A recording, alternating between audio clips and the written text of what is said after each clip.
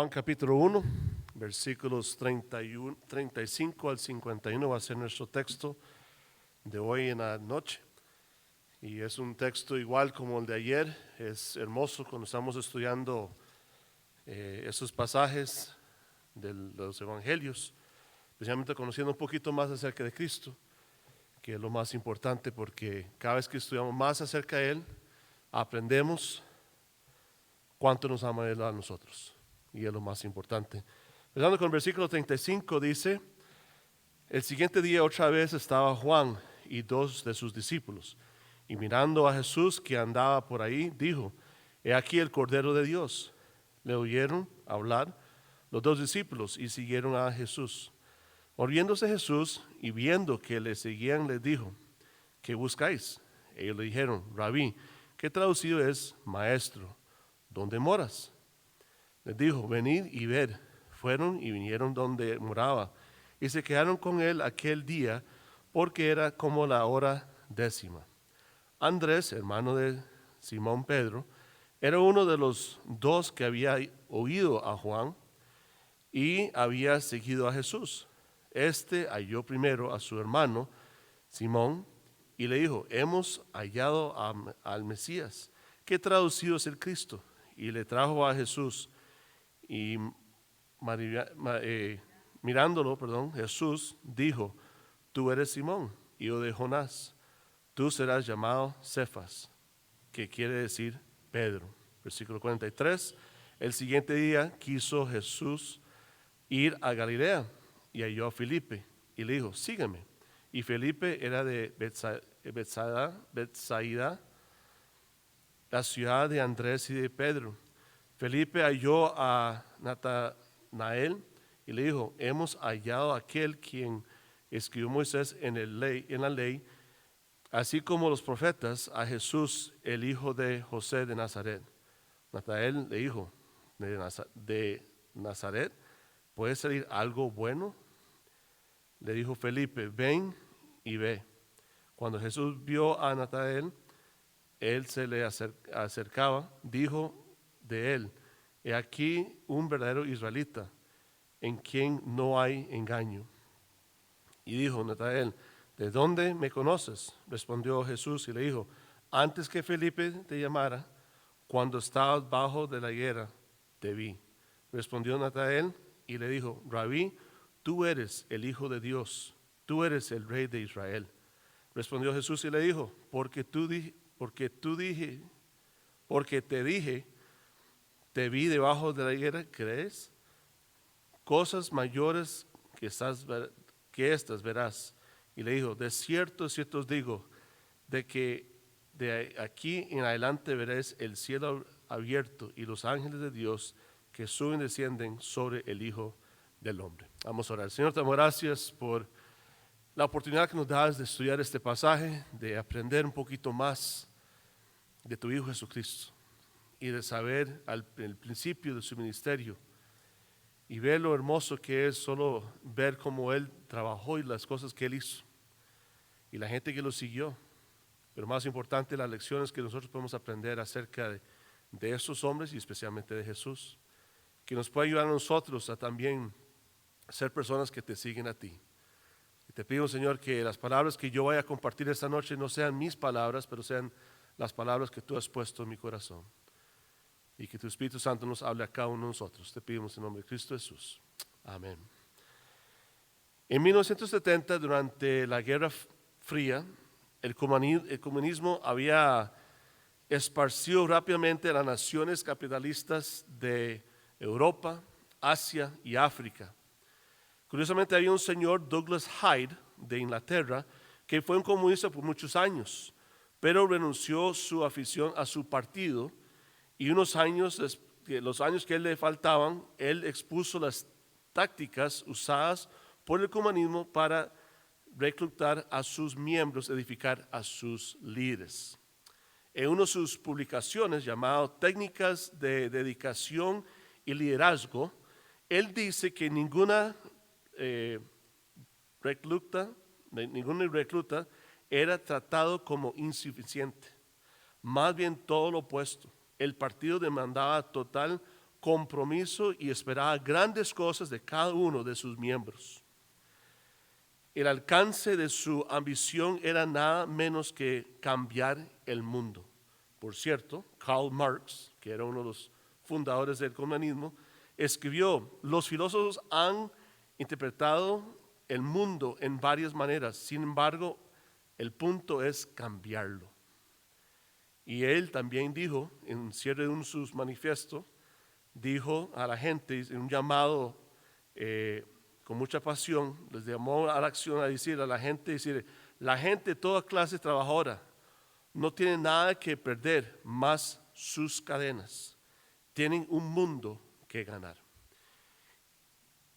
Para nosotros los cristianos es casi se puede decir que es una vergüenza cuando nosotros pensamos de la filosofía o en las tácticas que usaban los comunistas, porque ellos estaban vendiendo la idea de un sistema que hoy en día sabemos que ha fallado, y tristemente todavía hay gente que cree que ese sistema funciona. Digo que es una vergüenza porque ellos tuvieron la audacia de que ellos como comunistas impactaron el mundo donde ellos estaban y estaba creciendo, y todavía hoy hay gente que está impactando el mundo con esta misma filosofía. Pero una de las cosas que encontramos y vamos a estudiar en una noche es que Jesús vino para cambiar el mundo. Y empezó con un grupo de hombres comunes y corrientes. Y desde el principio Él tuvo grandes expectativas de ellos.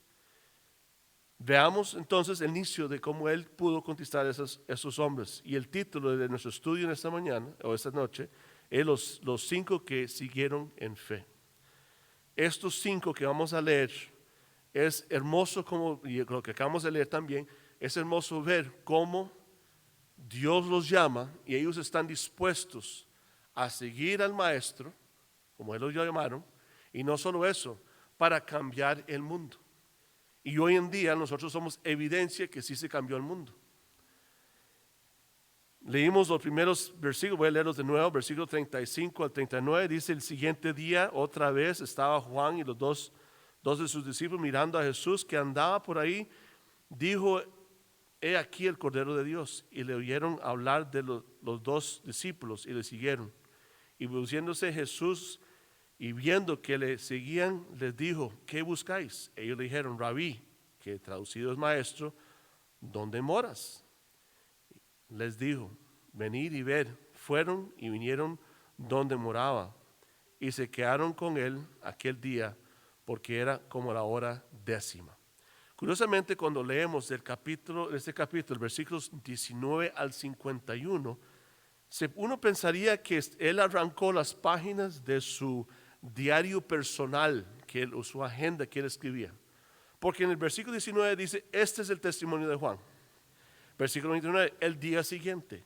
Versículo 35, el siguiente día otra vez. Y después del versículo 43, el siguiente día.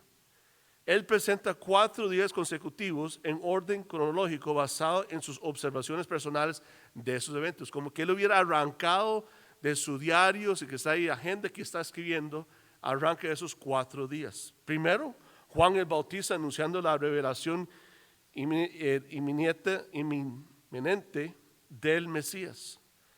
En el segundo día, Juan el Bautista identifica a Jesús como el Mesías o el Cordero.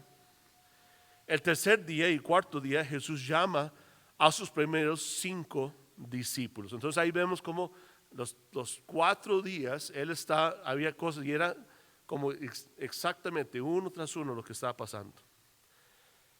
Cada uno encuentro hay una presentación de verdad, una respuesta inicial del oidor y después una decisión de creer y seguir.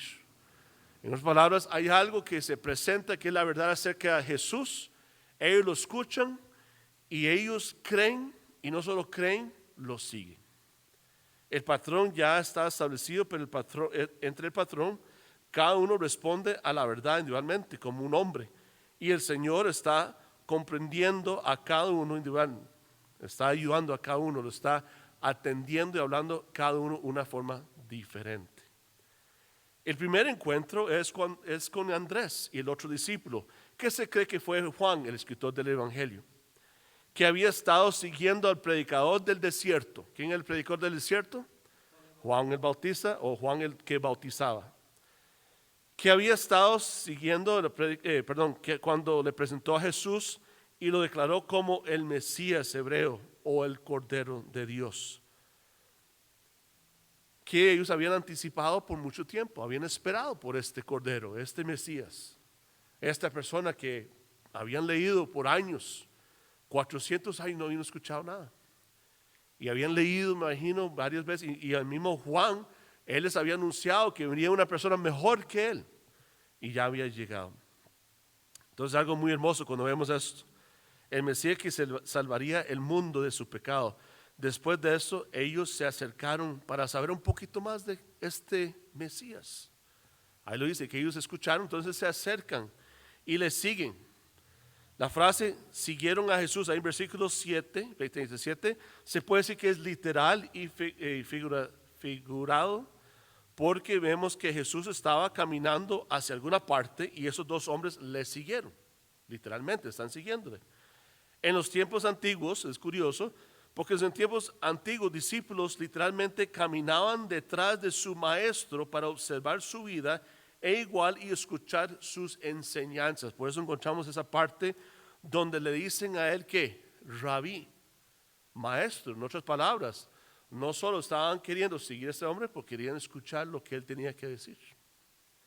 Cuando Jesús notó que esos dos hombres le estaban siguiendo, les preguntó: ¿qué buscáis? Es decir, ¿qué son sus intenciones?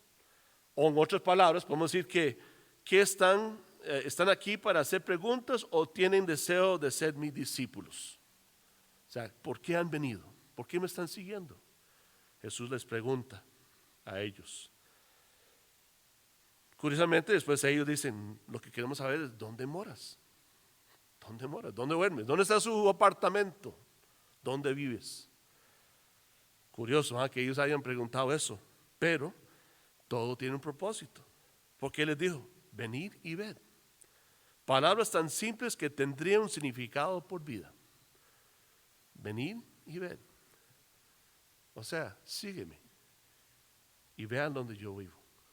Sígueme y vean lo que voy a hacer. No ha cambiado ese mensaje. Hoy Cristo nos dice: sígueme y ve lo que yo puedo hacer en tu vida. Esa es la misma frase que nosotros también podemos escuchar cuando Jesús nos llama de la misma manera. Y curiosamente, y vemos aquí algo muy interesante, que Él usa una palabra en el griego que es menó, que significa quedarse, vivir, permanecer quieto, aguantar o morar. Y vemos que en versículos 38 y 39 el escritor Juan usa esta palabra 3 veces, porque le preguntan: ¿dónde moras? Y después se les dice: vengan y vean dónde moro, y ellos vieron y fueron a ver dónde él moraba. Pero algo muy interesante, porque Juan, ese momento fue tan impactante que él recuerda la hora. ¿Qué hora decía ahí? La hora 10. Ahora, hay que ver algo muy interesante de esta frase, porque los romanos, su día empezaba a las medianoche.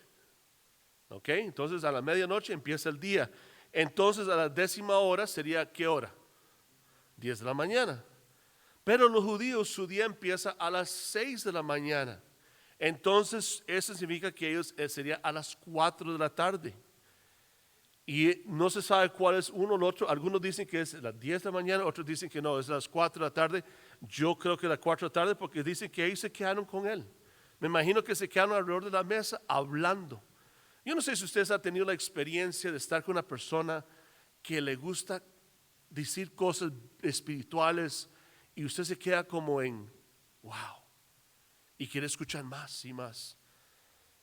Aquí yo sé que solo doña Ana recuerdo, pero con el doctor Bannerman, que fue un señor que fue como uno de mis héroes espirituales, y él vino, él era el presidente de nuestra misión, y cuando él venía a quedarse con nosotros, yo recuerdo que en muchas ocasiones él hablaba de cosas en Israel, hablaba cosas del Antiguo Testamento y comparaba las cosas del Nuevo Testamento. Y hermanos, uno lo escuchaba a él por horas y horas y horas, y uno después decía: ya es tarde, ¿cómo se fue el tiempo? Pero imagínense estos dos hombres empiezan a escuchar a este Cristo. ¿Usted cree que este Cristo era cualquier persona que iba a dar una historia de cualquiera? No, porque recuerde cuando él tenía 12 años, hasta los maestros del templo decían, wow, ¿quién es este niño que sabe tanto? Ahora ya es una persona mayor, 30 años, imagino que sabe aún más. Qué hermoso hubiera sido sentarse ahí y escucharlo. Y ellos dicen que lo escucharon, imagino que se quedaron la noche. Que es curioso que las costumbres han cambiado, porque si yo me topo a dos personas que quieren escucharme, hablar conmigo, hermano, yo no creo que voy a permitir que se queden la noche. Pero aquí era una tradición que sí se podían quedar la noche. Entonces es muy interesante lo que pasó, porque ellos sí llegaron, se quedaron. Ahora encontramos en versículo 40 y 42, dice Andrés, estamos ya hablando que ya hace el día siguiente, Andrés, hermano de Simón Pedro, era uno de los dos que había oído a Juan y había seguido a Jesús. Este halló primero a su hermano Simón y le dijo, hemos hallado al Mesías, que traducido es el Cristo. Y le trajo a Jesús. Y mirándole Jesús, dijo, tú eres Simón, hijo de Jonás. Tú eres llamado Cefas, que quiere decir Pedro. Entonces, después de haber estado en la casa de Jesús, o donde él estaba morando, lo primero que hace Andrés, del impacto de haber escuchado a Jesús, es que él se levanta y dice, necesito ir a decirle a mi hermano Simón, él tiene que escuchar esto. Esto es demasiado importante. Hemos encontrado al Mesías, al Cristo que hemos esperado. Entonces emocionalmente él va y lo encuentra. Y Simón está con ellos. Estamos hablando que ellos están por Jerusalén, ¿ok? Porque recuerda que cuando vimos a Juan el Bautista, él estaba cerca del río Jordán, pero estaba cerca del área de Jerusalén. Entonces lo curioso es que encontramos que él va, aunque Simón es un pescador de Galilea, unos 120 kilómetros al norte. Entonces, ¿por qué él estaba ahí? Tal vez estaba en el templo, no sabemos exactamente, pero ellos estaban ahí en la ciudad de Jerusalén. Y entonces Andrés anuncia que había encontrado al Mesías y lo trajo para conocerlo. Andrés parece que tenía una costumbre de introducir a otros a Jesús, porque lo encontramos en Juan capítulo 6, versículos 8 y 9, y también capítulo 12, versículos 20 y 22, como que él siempre estaba presentando, venga, quiero que conozca a Jesús. ¿Es algo malo eso? No. Más bien nosotros debemos estar presentándolo a otros también, igual como Andrés. Pero cuando Jesús miró a Simón, porque dice que lo miró, no sé cómo lo miró o qué es lo que él miró de Simón, pero dice que él lo miró, tal vez en su corazón o él sabía algo, no sabemos, pero algo fue que él le cambió el nombre. Curiosamente, Simón viene del derivativo de la palabra, y escuche bien, Shama, que quiere decir escuchar, que es como el ministerio que tenemos aquí para los no oyentes, escuchar. Lo cambió a Kepa. Kepa es arameo, que significa piedra. Juan lo tradujo Cefas, para que los lectores griegos pudieran entender, o Pedro o Petros, que es el nombre que nosotros conocemos Pedro, pero su nombre era Petros. Juan no solo no nos da muchos detalles de su encuentro, ni por qué cambió su nombre. Pero lo que sí sabemos que Jesús vio algo en esa persona, como era. Y al ver lo que él era, también vio lo que él podía hacer. ¿Y sabe qué, hermanos? Jesús todavía nos ve a nosotros como somos. Y también ve el potencial de lo que podemos ser si entregamos nuestras vidas para el servicio a Él. Eso es hermoso. Él tiene un propósito para cada uno de nosotros. Vamos al versículo 43. El siguiente día quiso Jesús ir a Galilea y halló a Felipe y le dijo, sígame. Y Felipe era de Betsaida, la ciudad de Andrés y Pedro. Entonces, después de conocer Pedro, Jesús quiso ir a Galilea. Que imagino que tal vez Pedro, también su hermano, querían ir también, porque iban a ir a Galilea, ya, y vamos todos juntos, porque ya, aquí ya sabemos dónde vamos y es donde vamos a vivir. Entonces él va con ellos. Ahora, era un viaje de ¿cuántos días? 3 días.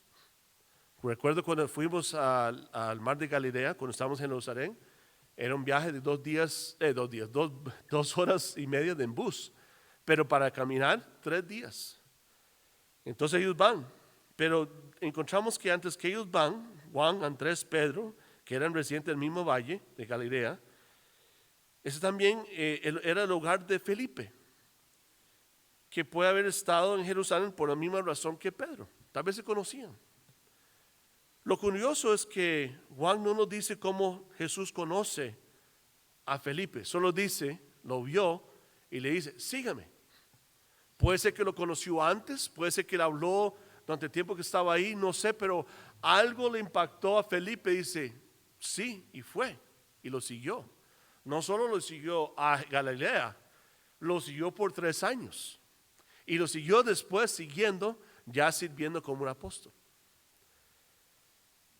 Solo sabemos que él lo miró con un propósito de llamarlo a seguirlo como uno más de sus discípulos. Y lo hermoso es que él lo siguió sin reservación. Claro, vámonos. Ahora encontramos en el versículo 45 al 50, dice, Felipe halló a Natanael y le dijo, hemos hallado a aquel quien escribió Moisés en la ley, así como los profetas, a Jesús, hijo de José de Nazaret.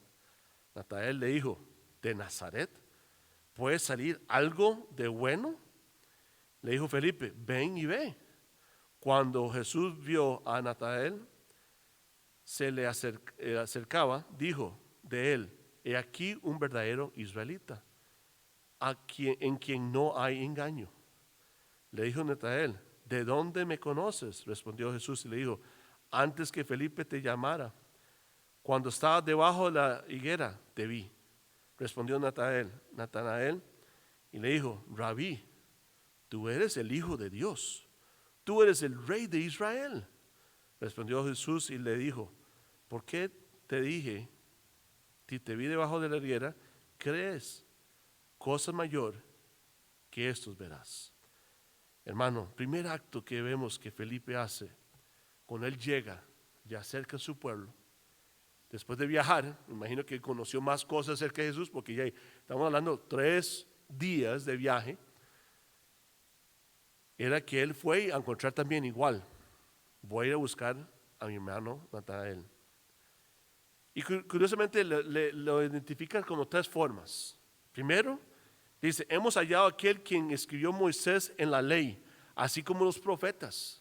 O sea, esa persona que hemos escuchado cuando hemos ido a la sinagoga a escuchar de la lectura de Moisés y de las leyes y de los profetas, este que nos han dicho muchas veces ahí en la sinagoga, él es el verdadero Cristo. También dijo que era Jesús de Nazaret y el otro dijo que era hijo de José. Bueno, sabemos que Jesús no era físicamente el hijo de José.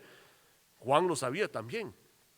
Pero Felipe no habló en ignorancia, o habló en ignorancia, pero también habló que era un miembro de la familia de José, porque en esos días ellos no tenían apellido. Entonces era común que en esos días uno decía que era parte de una familia. Entonces se identificaba asociado con una familia. O también los esclavos también se hacían lo mismo, o de un lugar. Entonces, al decir que era el hijo de José o que era de Nazaret, era identificación de dónde era él. ¿Ok? Es igual como aquí en Costa Rica. Aquí es diferente los apellidos como que son los Estados Unidos. ¿Cómo es diferente? Bueno, mi esposa, cuando antes de casarse conmigo, ella se llamaba Cassandra Joellen Suez Dunbar. Cuando se casa conmigo es Cassandra Joellen Tabor. Pero cuando viene a Costa Rica y cambia su nacionalidad, otra vez ella cambia su apellido a Suez Dunbar, ya no es Tabor. Pero cuando va a los estados es Tabor. Es un enredo. Hasta ella me dice, ¿con cuál identificación uso? ¿El de Costa Rica o el americano? ¿Cuál nombre firmo? Entonces ella tiene 2 firmas, imagínense. Entonces es un enredo, pero es la costumbre. Aquí la costumbre era que se usaba el nombre del padre o un parentel cercano o del lugar donde venía. Ahora, lo curioso es que dice que Jesús era de Nazaret y que entonces era también de la familia de José. Pero hay algo muy interesante, porque muchas personas han dicho que, o los arqueólogos han descubierto que en ese pueblo hubo una guarnición, ahí en Nazaret, de soldados romanos. Y esos soldados estaban aburridos, de acuerdo a lo que ellos han encontrado. Entonces, un soldado aburrido tiene la tendencia de vicios y inmoralidad. Entonces, además, los judíos creían que si había contacto con los gentiles, los hacía ritualmente impuros. Entonces, como esta ciudad era cercano a la ciudad donde venía Natanael y venía Felipe, ellos decían, no, hay nada sale bueno de ese lugar, porque hay mucha inmundicia. Entonces, muy interesante. Pero también hay otra muy curiosa, porque me encanta ese, porque dice que también temprano en el día había estado buscando soledad bajo la sombra de una higuera, un árbol. Una higuera, un árbol pequeño o grande, se puede decir, pero daba mucha sombra, como hoy en día con usted va a Guanacaste, hay árboles de almendro. Los árboles de almendro muchas personas les gusta ponerlos en sus patios porque da mucha sombra. Entonces uno puede descansar y hay un cambio de temperatura bastante diferente. Pero algunos dicen, ¿por qué estaba ahí? Bueno, porque dice que el Talmud, que es una colección de escritos por eruditos judíos sobre las prácticas de la vida, motiva a los hombres a meditar bajo la sombra de un árbol grande, leyendo y reflejando sobre las escrituras por lo menos una vez al día. Es posible que Natanael estaba haciéndolo cuando él dice que yo te vi a usted debajo de la higuera. Entonces algo muy interesante, la descripción de Jesús por Felipe solo puede influenciar a una persona que estudiaba las leyes y profetas como estaba, y una persona que esperaba al Mesías. Entonces puede ser que él estaba, entonces cuando su hermano le dice, este es de que nos contaba Moisés en la ley y los profetas, tal vez era una persona que ya había estado estudiando, esperando de este Mesías. Entonces es muy interesante como él lo dice. Y Jesús le responde a Natanael que él ve el corazón y lo llama un israelita honesto y franco. Él vio el corazón de él. Él no vio la conversación que había entre su hermano Felipe, dice, de qué bueno sale de Nazaret. Pero cuando uno lo ve bien, viene y dice, no, este es un hombre honesto. Una persona que está diciendo, sí, pero que sale, o sea, él está siendo una persona muy honesta. Y para ayudarlo en sus dudas, Jesús le ofrece un poco de su poder supernatural como evidencia. Dice, ¿de dónde me conoces? Ah, es que yo te vi debajo de ese árbol. Dice, pero pudo haber sido hace mucho tiempo que estaba en ese árbol. Y dice, entonces tú eres quien es, dice que eres. Porque es lo que entendió teóricamente y prácticamente que era la identificación de Jesús, porque él dijo, él es el Hijo de Dios, el Rey de Israel. ¿Cómo supo eso él? Que esta persona iba a ser el Hijo de Dios y el Rey de Israel. Por lo que vamos a decir, él estaba estudiando la palabra de Dios. Él estaba estudiando las Escrituras. Y uno sabe quién es y quién no es una persona que predica la palabra de Dios solo cuando nosotros estudiamos la palabra de Dios. Uno sabe si una persona está predicando bien o está predicando mal si estudiamos la palabra de Dios. Como hemos dicho muchas veces, en la iglesia de Berea, era una iglesia que ellos estudiaban las Escrituras. Pero como hemos dicho también, cuando usted se pone a pensar, ellos no tenían una copia de las Escrituras en su casa. ¿Dónde están las Escrituras? En la sinagoga. Entonces, para que ellos fueran a estudiarlo, ellos tenían estudios bíblicos en la sinagoga. Ok, Pablo dice esto y eso, veamos que sí es cierto o no, y lo estudian. Uno va a saber comparando la verdad. Lo he dicho muchas veces, el servicio secreto de los Estados Unidos, cuando ellos estudian, porque una de sus responsabilidades es encontrar billetes falsos.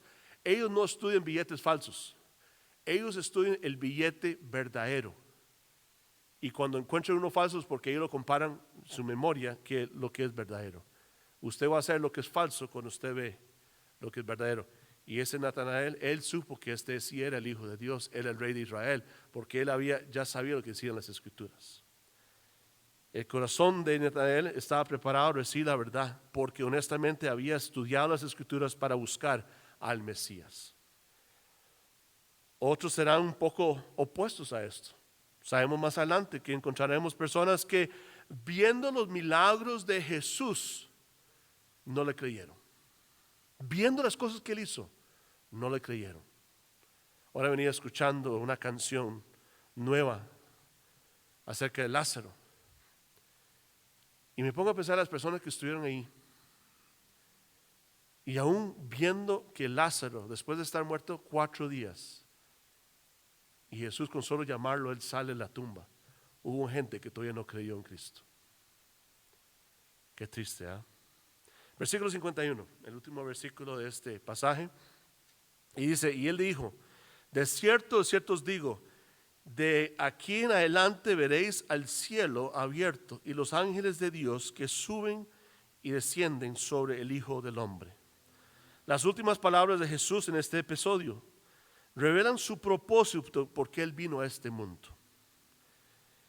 Era para puntear el gran cisma que había que había creado el pecado entre el cielo y la tierra.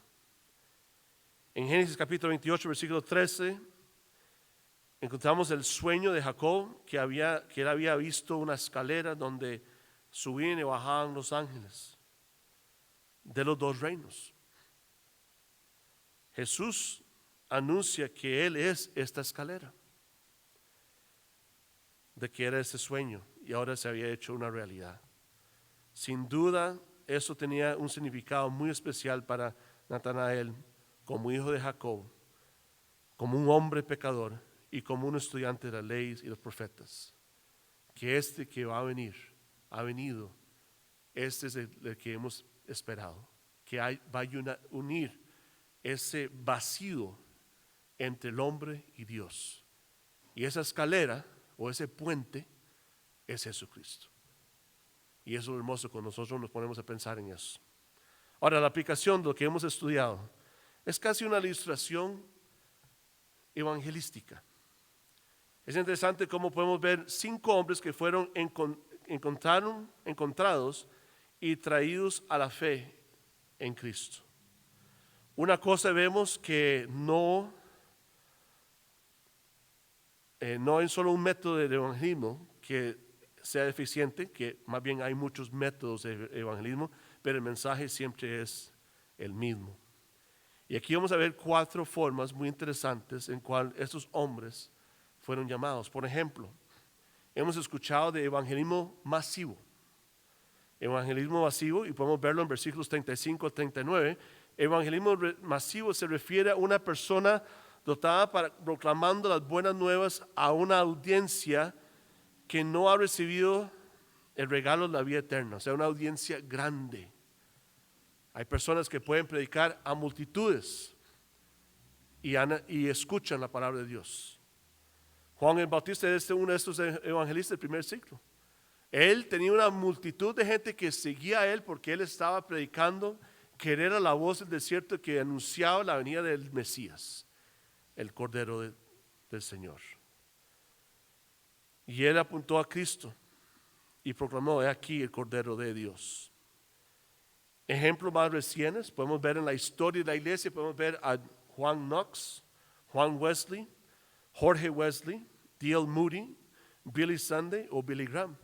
Personas que han predicado a multitudes y han visto multitudes de personas venir a los pies de Cristo.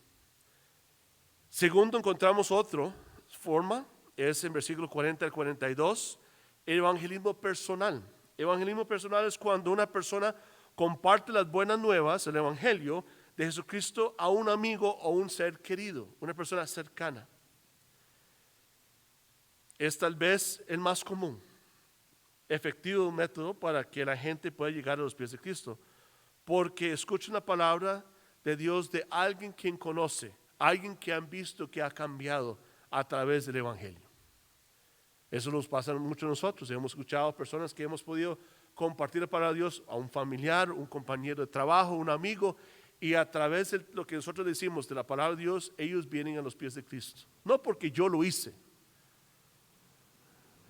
porque la palabra de Dios es lo que les cambia el corazón. Otra forma de evangelismo es por contacto. Versículos 43 a 44. Evangelismo por contacto es como el evangelismo personal, pero toma lugar cuando una persona comparte el evangelio a otra persona. La diferencia es que es una persona que no conoces. Igual como Jesús, que nunca había tenido contacto con Felipe, si entendemos, porque no sabemos que si había tenido o no tenido antes. Pero yo creo que hay citas divinas, donde Dios pone personas en nuestro camino y tenemos la oportunidad para compartir la palabra de Dios con esa persona. Puede ser que acepte a Cristo en ese momento, o puede ser que recibe lo que estamos diciendo y vaya a meditar y tal vez más adelante acepte a Cristo como Señor y Salvador. Entonces eso es un evangelismo por contacto, un tratado, dando tratados a personas, o solo contactando a una persona, o solo su testimonio. Porque si soy luz, o sea, Cristo es la luz y yo soy el reflejo de la luz de Cristo, yo debo ser esa persona que la gente diga, ese es diferente. El cuarto, y con esto voy terminando, evangelismo por palabra. Versículo 45 a 51, hablando de Natanael. El poder de la palabra de Dios nunca debe ser subestimada, gracias. Hay muchos que han llegado a Cristo por solo leer su palabra. Y hermanos, hoy en día sabemos de personas musulmanas que han llegado a los pies de Cristo porque alguien les dijo que hay otro libro además de su libro, el Corán, y ahí han investigado por internet y han leído la palabra de Dios varias veces y han llegado a conocer a Cristo como Señor Salvador. Escuché el otro día algo muy impactante en China. Sabemos que la situación en China es muy fea, es horrible, pero hay un movimiento en estos momentos donde la gente está aceptando a Cristo. Y dicen que en unos cuantos años va a haber más personas creyentes en China que hay en los Estados Unidos o en América. ¿Cómo están escuchando?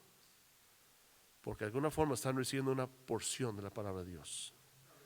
En 1898, dos hombres de negocio estaban viajando, eran cristianos y ellos reconocieron el poder de la palabra de Dios que penetra el corazón de un incrédulo. Esos dos hombres decidieron fundar una organización para promover el evangelismo mundial. Esta organización existe hoy en día. Se llama los Gedeones Internacional. Ellos dejan Biblias hoy en día en hoteles, hospitales, escuelas, y muchos han llegado a poner su confianza en Jesucristo y a hacerse discípulos. Yo he escuchado algunas historias, algunos testimonios de personas que ya no sabían qué hacer, abren la gaveta entre las dos camas en el hotel y encuentran la Biblia y dice los Gedeones y se ponen a leer. Y he escuchado historias de personas que han llorado encima de las páginas de esos libros, esas Biblias. ¿Por qué? Porque el poder de las Escrituras es potente. Natanael estaba leyendo las Escrituras. Él estaba preparado para recibir a este Mesías. 4 formas, y lo vemos aquí, de cómo esas personas llegaron a Cristo. Y no solo llegaron a Cristo, le siguieron por fe. Señor, te damos gracias por tu palabra. Damos gracias por el mensaje, por el evangelio, las buenas nuevas. Damos gracias por los testimonios de estos 5 hombres. Y cada uno de ellos dispuesto a seguirte a ti. Felipe, Natanael, Pedro, Juan y también Andrés. Y te siguieron hasta la muerte. Un día va a ser glorioso para nosotros encontrarnos con ellos y escuchar el testimonio como encontraron a tu Hijo Jesucristo. Pero más importante es el mensaje que tu Hijo trajo. Él era esa brocha entre el cielo y la tierra. Él era el Cordero de Dios que iba a morir por todos los pecados de la humanidad. Señor, te damos gracias por ese regalo.